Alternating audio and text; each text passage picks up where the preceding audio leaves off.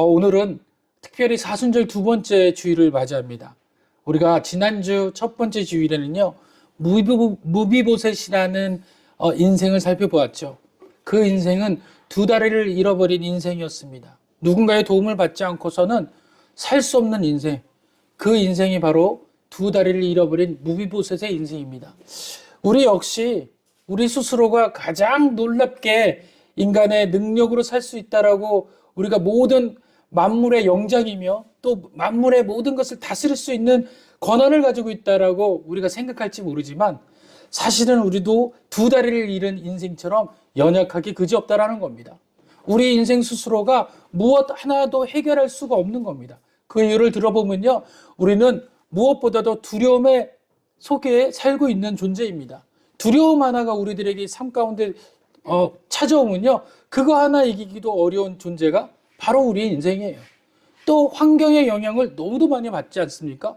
우리는 우리 스스로가 무언가를 해낼 수 있을 거라고 여기지만 실은 주위에 있는 사람과 연합하고 도와주지 않고 서로 도움받지 아니하면 결코 인생을 살아나기에 힘든 인생이라는 것입니다.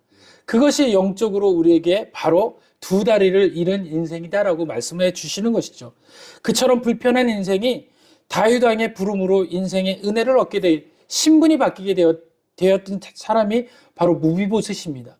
우리 역시도 우리의 죄로 인하여서 힘들고 우리 스스로 이겨낼 수 없는 그 어려움을 우리 주 예수 그리스도께서 오셔서 우리의 모든 죄를 담당하심으로 인해서 우리의 인생이 해결받게 되는, 우리의 인생이 바뀌게 되는, 또 왕의 인생, 왕의 식탁에서 완전한 은혜를 누리게 되는 인생이 바로 성도의 인생인 줄 믿으시길 바랍니다. 저와 여러분들이 그런 인생이 된 거예요. 예수 그리스도로 말미암아 우리 인생이 바뀌는 인생이 되었더라는 겁니다. 그런 인생이 어느 날 주님과의 거리가 생기게 됩니다. 주님과의 거리가 떨어지게 되는 거죠. 그것을 성경에서는 멀찍이 거리두는 인생, 멀찍이 따르는 인생이다라고 표현을 하는 겁니다. 오늘 본문의 주인공 역시 주님을 그렇게 믿고 주님을 그렇게 따르던 제자 중에 제자였던 베드로가 주님과 멀찍이 떨어져서 걷게 되는 인생으로 바뀌게 되었습니다. 오늘 이 인생을 바라보면서 오늘 이 본문을 통해서 우리는 어떤가? 사순절 우리의 인생은 주님과 떨어져 있는가? 아니면 주님과 연합하여서 함께 걷는 인생인가 살펴보길 원합니다. 오늘 보니까 본문의 첫 절에 이렇게 이야기합니다. 예수를 잡아 끌고 대제사장으로 집으로 들어갈 때 베드로가 멀찍이 따라가니라. 멀찍이 따라가는 인생은 반드시 어떤 목적이 있습니다. 또 어떤 것으로 인해서 멀찍이 따라가게 될 수밖에 없는 상황에 도래하게 되죠. 오늘 베드로 역시 특별한 무엇인가가 있게 되어서 예수님과 멀찍이 떨어지는 관계가 되어버린 경우입니다. 그냥 예수님과 멀찍이 떨어진 관계가 아니었어요. 그게 특별한 어떤 것이 임하게 됩니다. 그것이 오늘 보니까 54절에 서두에 아주 정확히 나와 있는 거예요. 다 같이 한번 읽어볼까요? 시작. 거기까지. 예. 예수를 잡아 끌고라는 이 문장 하나가 베드로에게 너무도 예수님과 멀찍이 떨어져서 가게 되는 그런 이유가 되게 되었더라는 겁니다. 왜 베드로가 그 모습을 보고서 예수를 잡아 끌고 들어가는 그 모습을 보고서 예수님과 거리를 두어야겠다라고 생각에 임했겠어요? 그 이유는요, 내가 생각한 주님이 아니었기 때문이라 그랬습니다. 주님, 내가 이제껏 경험했던 주님은 저렇게 비참하게, 저렇게 무의미하게, 저렇게 힘없이 끌려가시는 분이 아니었다라는 거예요. 분명 엊그제까지만 해도 많은 사람들에게 칭송받고 격려받고 존경받고 존중받았던 그분, 그리고 죽은 자를 살리셨던 그분, 병든 자를 고치셨던 그분, 오병이어를 통해서 먹이셨던 그분, 문둥병자를 고치시고 안질뱅이를 일으키시고 눈먼 자를 눈을 뜨게 하시고 많은 사람들이 기대했던 그 메시아, 그 분이 대제사장 집에 끌려갈 때는 형편없이 끌려가고 두 손에는 차고를 끼고 그리고 힘없이 끌려가더란 말입니다. 그 모습을 보았더니 어제 내가 모셨던 그 주님이 아닌 거예요. 여러분들, 그 모습을 보니까, 잡아 끌고 가는 그 모습을 보니 내가 생각한 주님이 아니어서 이제 주님과 멀찍이 떨어져야겠다 생각하게 되더라는 것입니다. 두 번째는요, 내가 생각한 방식이 아니었기 때문에 그래요. 내가 생각한 방식은 주님은 여전히 이스라엘에서 왕으로 오셨어야 돼요. 그리고 많은 자들을 호령하셨어야 되고요. 그리고 많은 자들을, 그리고 또 그들과 했을 때 세상 사람들과 틀리게 호령하며 또 그들과 연합하며 또 많은 것을 회복시키시는 그분인 줄 알았는데 형편없이 끌려가시고 메시아로 들어오신 것이 아닌 왕으로 오신 것이 아니라 종보다도 못한 어떤 그런 모습으로 들어가는 모습을 더 이상 참기 어려웠다라는 겁니다. 그리고 베드로는 또 자기가 기대한 결과가 아니었습니다. 자기가 기대한 결과는 더욱더 좋은 경우였어요. 자기가 예수님의 우편에 앉아 있고 또 12제자들이 옆에 앉아서 또 예수님과 함께 이 나라를 걱정하며 이 나라를 호령하며 또 이 나라에 어떤 것이 될지 정치적으로 입문하며 또 이 나라를 지배하는 그 모습이 그 베드로가 기대했던 결과였습니다. 그러나 형편없이 이제 죄수로 끌려 들어가는 그 모습에 이제 실망하고 만 것이죠. 그리고 또 한 가지 베드로가 실망한 건 예수님의 능력이 사라졌다는 겁니다. 엊그제까지만 해도 많은 능력이 있었는데 이제 능력이 사라졌어요. 형편없는 겁니다. 도저히 저분을 어떻게 바라보고 나아갈 수 있을까라는 생각이 도래하게 되는 것이죠. 여러분, 우리의 생각은 어떻습니까? 내가 생각했던, 기대했던 방식이 아닐 때 주님과 멀찍이 떨어지지 않습니까? 내가 생각했던 메시아의 모습이 아닐 때 주님과 거리 두려고 하지 않습니까? 주님이 나의 문제를 즉시 해결해 주지 않을 때 그때 주님과 떨어지려고 하지 않습니까? 그런 주님에게 우리는 상처받고 또 그런 주님에게 우리는 기대가 임하지 않았을 때 그때 우리는 이제 조금씩 주님과 거리를 두는 신앙으로 바뀌게 되는 겁니다. 여러분들, 우리의 생각과 우리의 기대, 우리의 상식이 주님과 거리를 둔다면 그건 진정한 믿음이 아니라는 겁니다. 그런 거리를 두고 우리가 생각하는 그 믿음으로 있을 때 우리 삶에 어떤 일이 벌어질까요? 오늘 베드로를 통해서 어떤 일이 벌어질 수 있는지를 우리가 참고하고 또 생각해 보길 원합니다. 먼저는 사람들 뜰 가운데 불을 피우고 함께 앉아 있는데 베드로가 그 가운데 앉게 되라는 겁니다. 예수님 곁에 있어야 된다라고 했던 그 베드로. 여러분들, 누가복음 22장에는요, 그 전 모습이 고스란히 담겨 있습니다. 베드로가 이렇게 이야기합니다. 예수님께서 너의 믿음이 떨어지지 않기를 기도하였다. 넌 돌이킨 후에 내 형제들을 굳게 하라. 이렇게 이야기하는 장면이 나옵니다. 그랬더니 베드로가 이렇게 이야기합니다. 22장 33절에 그가 말하되 주여 내가 주와 함께 오게도 죽는 데에도 가기를 각오하였나이다. 죽기를 각오했던 베드로입니다. 오게도 함께 가기를 했던 베드로였습니다. 그런데 오늘 보니까 어떻게 돼요? 자기의 판단과 기대에 멀어지는 주님을 보고 멀찍이 떨어져서 점점 멀어져 갑니다. 주님과 같이 있었던 그 관계에서 이젠 거리를 두고 어디까지 멀어져 가냐면 성전 중앙까지 거리를 두었다라고 이야기해요. 성전 중앙까지 거리를 두게 됩니다. 이 성전이 아니라 그 가야바의 집인데 이 가야바의 집은요 워낙 컸나 봐요. 그래서 그 가야바 집 안쪽에는 예수님과 이제 가야바와 다른 대제사장들이 있었고요. 그 다음에 안뜰이라는 게 있고, 그 다음에 바깥뜰이라는 게 있고, 그리고 밭갓이라는 곳이 있습니다. 이렇게 안뜰과 바깥뜰과 밖이라는 삼중 구조로 되어 있어요. 그런데 지금 이 베드로는 그곳에서 좀 멀어져서 안쪽까지 온 거예요. 예수님과 거리를 둬서 안쪽까지 왔습니다. 그리고 그가 향해서 앉아있던 것이 어디냐면 그들이 모닥불로 추위를 녹이기 위해서 피워놨던 모닥불 중앙에 앉아있는 거예요. 지금 베드로는 어디에 있어야 되는 거죠? 자기의 결단과 자기의 이야기라면 예수님과 함께 동행했어야죠. 그리고 그렇지 않더라도 주님에게 눈을 뜨지 말았어야 되죠.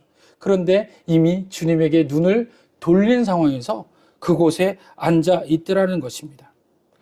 멀찍이 떨어져서 생기는 믿음은요, 결국 성령의 따뜻함도 예수 그리스도의 은혜의 따뜻함도 실종시키고 잃어버리고 말게 되는 겁니다. 여러분들, 멀찍이 떨어지는 인생, 멀찍이 떨어지는 믿음은요, 성령의 은혜의 그 따뜻함에서 멀어져서 예수 그리스도의 복음의 은혜의 따뜻함에서도 멀어져서 세상의 따뜻함을 향해서 나가게 되더라는 겁니다. 오늘 베드로가 멀찍이 떨어지는 그 상황 가운데 거리를 두면서 그가 함께 있었던 예수 그리스도를 통해서 얻었던 그 따뜻함에서 잃어버리고 이젠 세상의 따뜻함을 향해서 나가게 되더라는 거예요. 세상의 따뜻한 그 중심을 향해서 나가서 그곳에 불을 쬐고 있는 그 사람이 되어버리고 말았다는 겁니다. 그래서 한 여종이 그에게 이야기합니다. 베드로의 불빛을 향하여 앉은 것을 보고 주목하여 이르되 이 사람도 그와 함께 있었느니라. 도리어 뭐라고 이야기를 해주고 있어요? 예수님에 대한 이야기를 해주고 있어요. 예수님이 뭐라고 이야기를 드렸다고 얘기했습니까? 너는 돌이킨 후에 내 형제를 굳게 하라라고 이야기했는데 그 이야기가 잃어버린 이야기가 되어버리니 여종을 통해서 간접적으로 그에게 알려주고 있습니다. 향하여 돌아선 그에게 그 여종은 이 사람도 그와 함께 있었다라고 증거해주고 있어요. 여러분들, 세상 사람들은요, 우리의 믿음을 증거합니다. 여러분들이 믿음을 잃어버릴 때 세상 사람들이 여러분들을 증거해요. 너도 예전에 약속 이름교회 다니지 않았느냐? 네가 예전에 하나님을 믿는다라고 말하지 아니하였느냐? 세상 사람들이 우리를 증거한다라는 거예요. 우리가 무엇을 이뤘을 때요? 하나님과 예수님과 거리를 뒀을 때 세상 사람들이 오히려 우리를 증거하고 있다는 겁니다. 우리가 예수님을 분명히 증거하는 그 자리에 있었는데, 베드로도 예수님을 증거하는 그곳에 있었는데, 베드로는 지금 앉아있는 자리에 있어야 될 사람이 아니라 예수님과 서서 복음을 전하러 돌아다니는 사람이었어야 되는 거예요. 그런데 그것이 멈추고 예수님과 거리를 두고 난 다음에 그 인생을 한번 살펴보십시오. 세상에 또아리를 틀어서 세상에 그 자리에 앉아서 세상의 불빛 가운데 그 따스함으로 자기의 몸을 녹이는 신세가 되었다는 겁니다.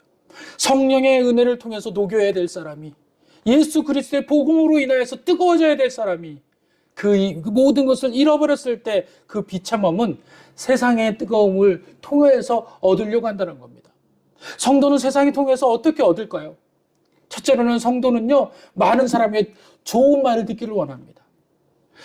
분명히 복음의 말은 찔림이 있어야 되고 아픔이 있어야 되고 그 복음의 말씀을 통해서 돌이킴이 있어야 되는데 교회에 와서조차도 찔리고 돌이키는 그 마음, 그 이야기를 듣기를 싫어합니다.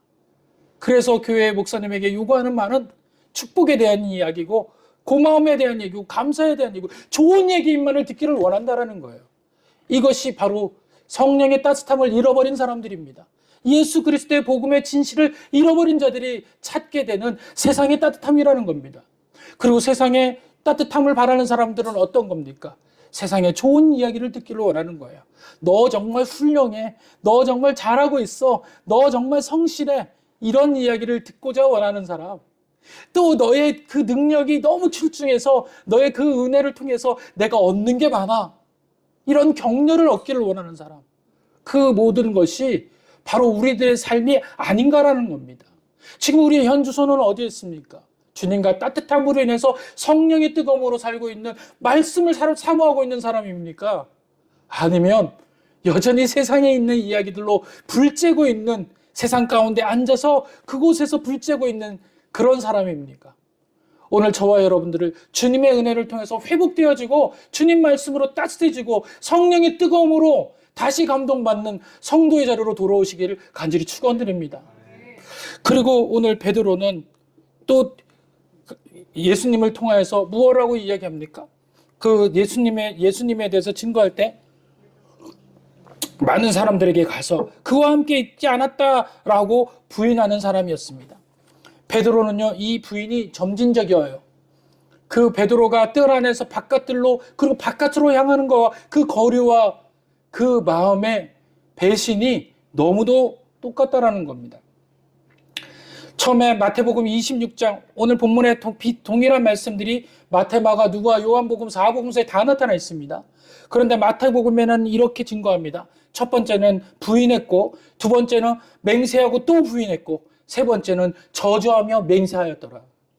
오늘 본문에는 그냥 부인으로만 나타나는 것 같지만 실제적으로 더 깊이 들어가 보면 처음에는 부인했고, 그 다음엔 맹세했고, 그 다음에는 저주했다라는 거예요. 우리가 주님을 거리를 두고 세상에 계속해서 향하여 갈 때 우리는 처음에는 주님을 부인합니다. 그리고 두 번째는 맹세하기 시작합니다.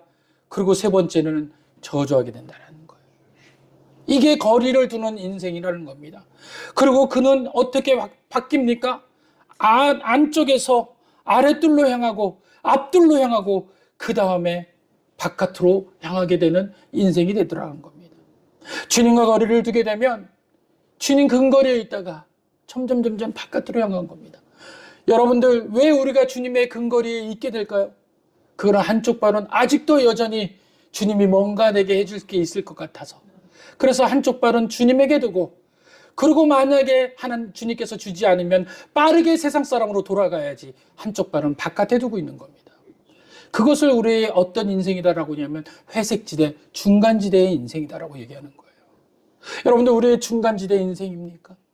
여전히 아직까지도 주님을 결정짓지 못했습니까? 여전히 아직도 주님을 붙잡고 주님이 나를 위해서 십자가에 못 박혀 죽으신 분이라고 고백하기 어렵습니까? 그렇다면 저와 여러분은 여전히 회색지대, 중간지대에 살고 있는 사람입니다. 오늘 인생에 우리는 그 모든 걸, 중간지대에 있는 인생을 정리하고 이제 주님의 은혜에, 주님의 말씀대로 살겠노라고 다짐하며 돌아오는 인생 되기를 간절히 원합니다. 그랬는데 오늘 보니까 이렇게 그랬던 그 베드로가 마지막 절에 이렇게 이야기합니다. 61절 다 같이 한번 보도록 할게요. 다 같이 읽어볼까요? 시작. 주께서 돌이켜 베드로를 보시니 베드로가 주의 말씀 곧 오늘 밤 우리 전에 내가 세 번 나를 부인하리라 하심이 생각나서 밖에 나가서 심히 통곡하니라. 밖에 나가서 심히 통곡했습니다. 분명히 베드로는 그 안에 있었는데, 그래도 주님과 그 곁에 있었는데, 그가 지금 돌아와 보니, 지금 돌이켜서 눈물을 흘리고 울고 있다 보니 지금 내 자리가 어디에 있는 거예요? 바깥에 있는 거예요. 심히 통곡할 일이죠. 그런데 우리 앞서 첫 절에서는 분명히 베드로가 멀찍이 떨어지는 이유가 있다라고 말씀을 드렸습니다.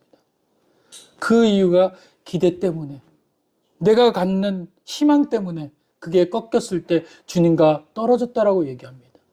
우리는 기대와 희망이 떨어지면 주님에게서 눈을 돌리죠. 그리고 내가 이제껏 믿었던 주님에 대한 신뢰를 거둬들입니다. 그런데 여러분들 눈치채셨나요? 61절에는 또 다른 눈빛이 하나 있어요. 그것은 주님의 눈빛입니다. 주께서 돌이켜 베드로를 보시니. 할렐루야. 우리는 분명 주님을 향해서 눈을 돌리고 기대가 아니라서 주님에서 눈을 돌렸고 빼앗았는데, 주님은 다른 곳에서 있던 그 눈빛마저 돌이키셔서 우리를 향하여서 쏟고 계시다라는 겁니다. 아멘. 우리의 눈빛은 분명히 주님을 향해서 원망으로 있다가, 주님 왜 내 인생이래요? 주님이 해주신 게 뭐예요? 도대체 주님은 언제 역사하세요? 주님 왜 나와 함께 하시지 않으세요? 그래서 내가 주님을 더 이상 믿을 수가 없습니다. 더 이상 주님을 따를 수 없어요. 이제는 저 주님 포기합니다. 라고 돌렸던 그 시선 가운데, 그 가운데서도 여전히 주님은 몸을 돌이켜 우리의 눈동자를 마주치시고 우리를 향하고 계시더라는 겁니다. 그리고 주님 향하고 계실 때 베드로가 울게 된 그 이유는요, 22장 31절 때문에 그래요. 시몬아 시몬아 보라, 사탄이 너희를 밀가부르시 하려고 요구하였으나 그러나 내가 너희를 위하여 내 믿음이 떨어지지 않기를 기도하였노니 너는 돌이킨 후에 내 형제를 굳게 하라. 그가 말하되 주여 내가 주와 함께 오게도 죽는 데에도 가기를 각오하였나이다. 이르시되 베드로야 내가 내게 말하노니 오늘 다 굴기 전에 내가 3번 나를 모른다 부인하니라. 무엇이 그 베드로에게 기억나겠습니까? 분명히 베드로의 이름은 바뀌었습니다.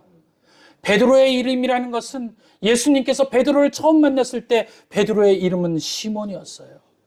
오늘 본문에 보니까 33절에 여러분들이 조금 전에 제가 읽었던 22장 31절에 보니까 베드로의 이름을 예수님은 뭐라고 불렸어요?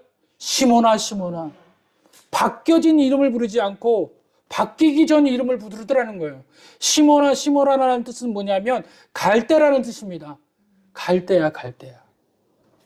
너 변할 거야. 너 마음 흔들릴 거야. 너 주님에게서 돌아설 거야. 돌아서지 마. 붙잡아야 돼. 붙잡는 방법은 내 눈을 바라봐. 시몬아 시몬아 보라 사탄이 너희를 밀가부듯 하려고 요구했다. 그러나 내가 너를 위하여 내 믿음이 떨어지지 않기를 기도했다. 오늘 이 순간은 믿음이 떨어지는 순간입니다. 주님에게서 눈을 떼는 순간, 떨어지는 순간이었어요. 베드로의 그 다음 이름은 뭡니까? 반석이에요. 그런데 오늘 본문에 누가복음 저자는 그의 이름을 반석이다라고 적고 있습니다. 옳습니까? 아니에요. 시몬이라고 적었어야죠. 그런데 왜 반석이라고 적었을까요? 우리는 그 나중에 반석이 되니까 라고 생각했겠죠. 진짜 의미는요, 베드로가 실수를 하건 성도가 실수를 하건 그 모습에는 변함없다라는 거예요. 주님 보시기에.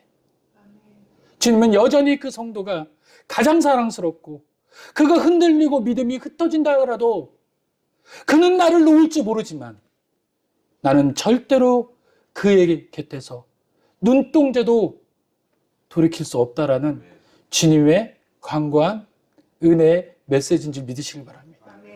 그래서 이 본문에서 베드로야 베드로야라는 이름은 곧 여러분과 저의 이름인 줄 믿습니다. 저의 이름을 부르십시오. 여러분 자신의 스스로의 이름을 부르세요.